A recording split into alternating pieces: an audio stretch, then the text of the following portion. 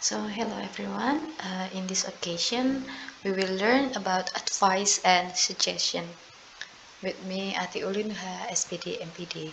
What is advice and what is suggestion? Advice is basically advice and suggestion are the same. Secara dasarnya advice dan suggestion itu sama aja, cuman advice tend to be more normal, more formal. Tapi formal advice itu lebih formal daripada suggestion. Dan lebih memaksa advice itu sifatnya daripada suggestion. Pertama-tama kita bedakan dulu advice and advice. Bacanya sama, advice and advice. Yang satunya pakai S, yang satunya pakai C. Ini artinya berbeda. Advice di sini adalah verb, kata kerja, yang berarti I advise you, saya menyarankan kamu. Sementara this is my I want to make advice to you, saya ingin membuat saran untukmu. Sementara advice yang pakai C ini dia bersifat sebagai noun atau sarannya. Jadi ini menyarankan, ini saran, seperti itu.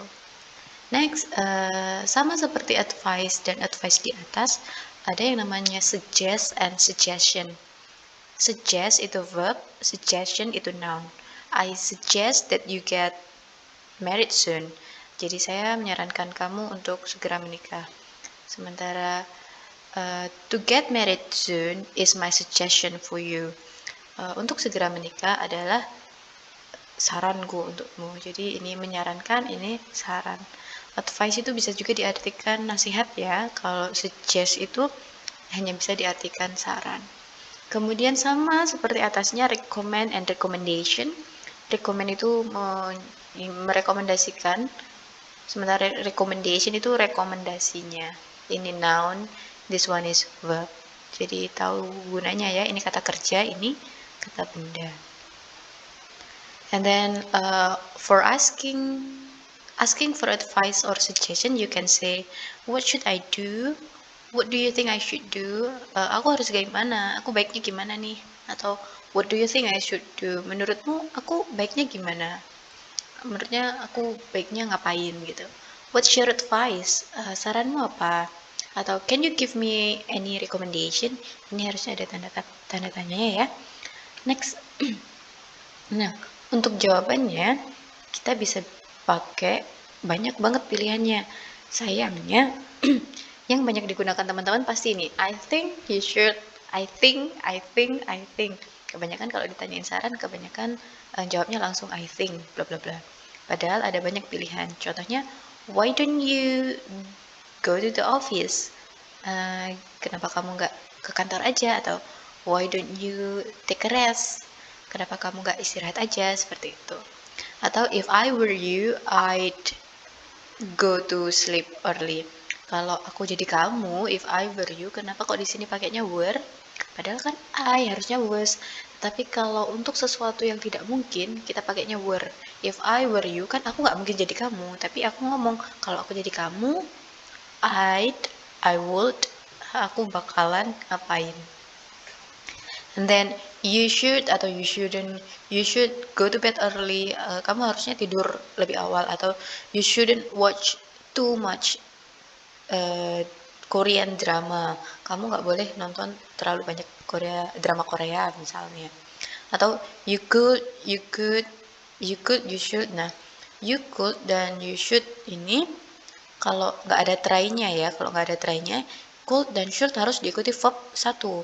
Tapi kalau you could, you should, try harus diikuti verb ing. Jadi try atau consider kalau diikuti kata kerjanya verb ing, gerund. Next, maybe, perhaps, mungkin atau well, mungkin bisa saja you should, seperti itu. You ought to. Nah, kalau you ought to ini harus diikuti verb satu. Should pun juga harus diikuti verb satu. Should, shouldn't, would itu tadi juga verb satu. Kecuali yang try ini. Kalau try, consider diikutinya gerund.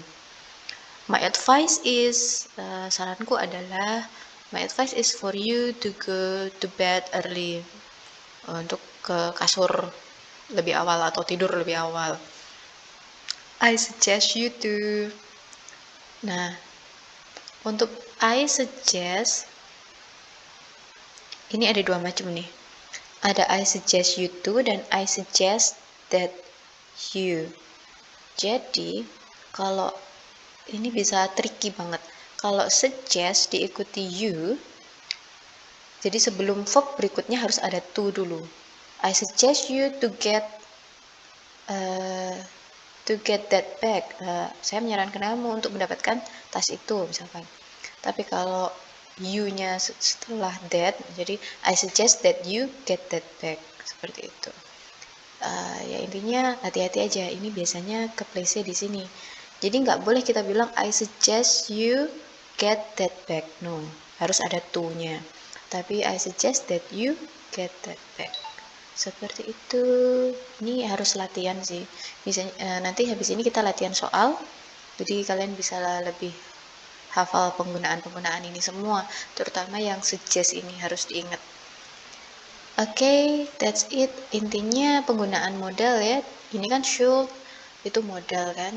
Could, have, ought to itu sama dengan shall. Have to itu harus. Kalau itu lebih memaksa lagi tuh sarannya. You have to get married soon. Kamu harus nikah sekarang juga. No, itu bukan saran lagi namanya, itu pemaksaan. And then selain itu juga mas itu juga harus, itu juga memaksa sekali. Nah, mas ini nggak boleh dikasih tuh, mas tuh nggak boleh. Mas itu kan sudah artinya harus, diikutnya langsung verb. Sementara kalau have to itu artinya sama dengan must. Have-nya memang harus dikasih to, karena kalau have aja nggak pakai to artinya bukan must lagi tapi memiliki. That's it. That's it for the material. I hope you can understand it. Semoga dapat dipahami. Kita masuk ke latihan soal.